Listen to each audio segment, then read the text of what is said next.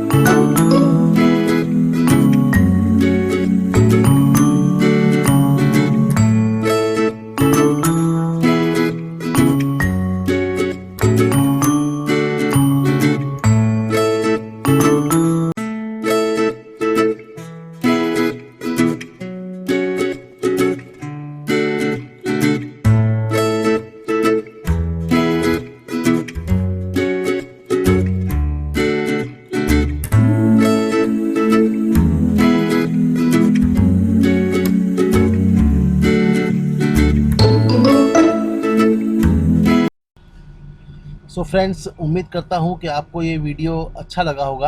तो फ्रेंड्स, अगर आपको ये वीडियो अच्छा लगा तो हमारे चैनल को सब्सक्राइब ज़रूर करना, और लाइक्स एंड शेयर तो आप बनता ही है।